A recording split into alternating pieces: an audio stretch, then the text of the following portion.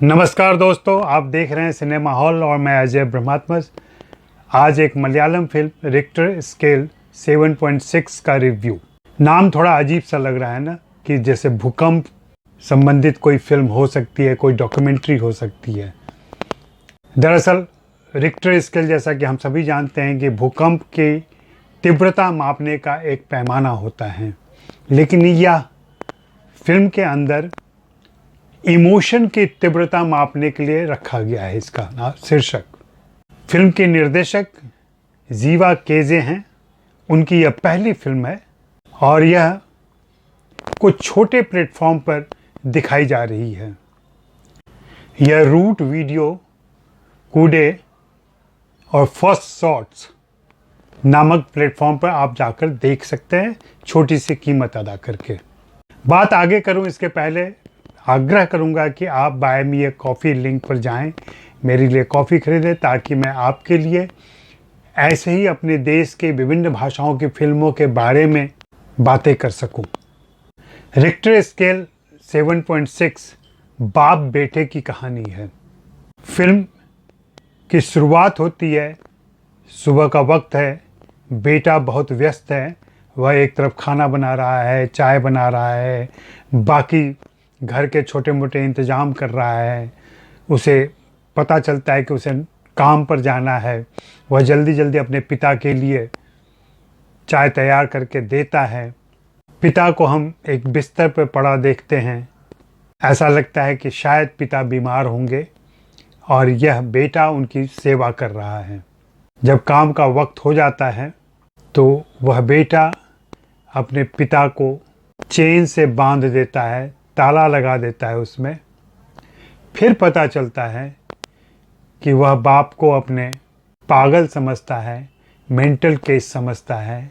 चूँकि वह उनके अस्पताल का खर्च नहीं वहन कर सकता, इसलिए वह घर में रखे हुए है। और बाप बेटे के बीच स्टैब्लिश हो जाता है कि कोई खटास है, दोनों के बीच कोई संबंध नहीं है।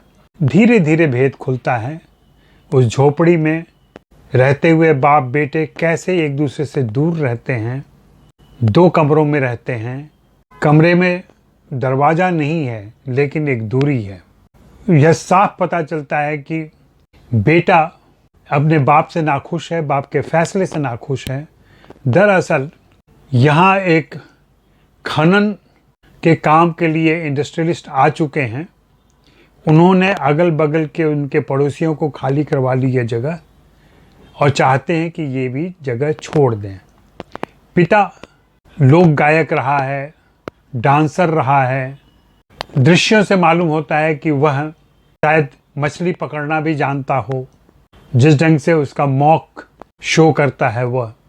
पिता नहीं चाहता है, उसके लिए यह है कि हमारे पास क्या है, हमारी रक्षा के लिए तो यही धरती और आकाश है। वह इस आशय का गीत भी गाता है। गीतों में उसके प्रकृति की बात होती है, पूर्वजों की बात होती है, अपने धार्मिक संस्कारों की बात होती है। जब पिता घर में हैं और बेटा काम पर चला गया है, तो हम देखते हैं कि पिता के दोस्त आते हैं ढोल मजीरे लेकर के, और वे लोग गाना गाते हैं।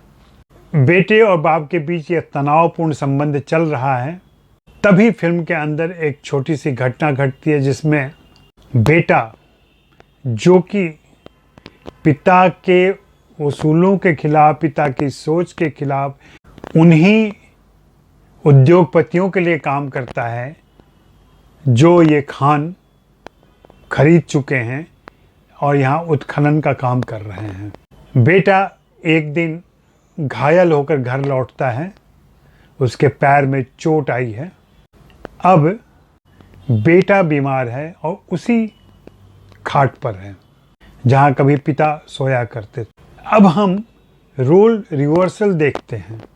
बगैर कुछ कहे हुए पिता संरक्षक की भूमिका में आ जाते हैं, तीमारदार की भूमिका में आ जाते हैं, और वे बेटे के लिए सब कुछ करते हैं। ये भावों का भी विपर्य है। साहित्य में इसे विपर्य का सौंदर्य कहते हैं, जहाँ भाव एक दूसरे में स्थानापन्न हो जाते हैं। और फिल्म किस तरीके से आगे बढ़ती है, यह बहुत ही मूलभूत बातों को लेकर चलती फिल्म है, जिसमें हम जो सिनेमा आजकल देख रहे हैं, प्रदूषित सिनेमा देख रहे हैं, उसके मिजाज और उसके स्वाद से बिल्कुल अलग है। यह बिल्कुल ऑर्गेनिक फिल्म है, शुद्ध फिल्म है, और जीवा ने उसी तरीके से पटकथा लिखी है और दृश्यों का संयोजन। फिल्म ज़्यादातर एक कमरे में ही घूमती है, लेकिन उसी कमरे में पारिस्थितिकी आ जाती है, प्रकृति आ जाती है, बदलते समाज की प्रवृत्ति आ जाती है, और यह सब 2010 में हो रहा है, क्योंकि हम घर में एक कैलेंडर देखते हैं जिसके ऊपर साल 2010 लिखा हुआ है। मेरा आग्रह होगा आप सभी से कि आप मलयालम की यह छोटी सी 110 मिनट की फिल्म जीवा केजे की पहली कोशिश, जो फिल्मों के प्रचलित फार्मूले से बिल्कुल अलग कुछ प्योर बात करना चाहती है, कुछ बड़ी बात कहना चाहती है, और मात्र 2 मुख्य किरदार हैं फिल्म के अंदर। इन 2 मुख्य किरदारों को अशोक कुमार पेरिनगोडे और मुरुगन मार्टिन ने निभाया है। आप उनके अभिनय देखें, स्वाभाविकता देखें, बारीकी देखें, जिस ढंग से वे इमोशन जाहिर करते हैं। निर्देशक जीवा ने कुछ प्रतीकों का भी इस्तेमाल किया है, कुछ ऐसे दृश्य बंध रखे हैं जिससे पता चलता है कि पिता प्रकृति से कितना प्रेम करता है, और जहाँ जीवों का सहअस्तित्व है, सामंजस्य है। जैसे कि घर में एक बार सांप निकलता है, एक आम रिएक्शन दर्शक का होगा कि सांप को मारा जाएगा, लेकिन पिता सांप को घर से बाहर निकालने के लिए इशारा और ध्वनि करता है। और फिल्म में जो विजुअल्स क्रिएट किए गए हैं, और फिर आखिरी दृश्य तो कमाल का है, जहां सब कुछ स्पष्ट हो जाता है जो फिल्म अभी तक कह रही थी। शुक्रिया, मेहरबानी, धन्यवाद।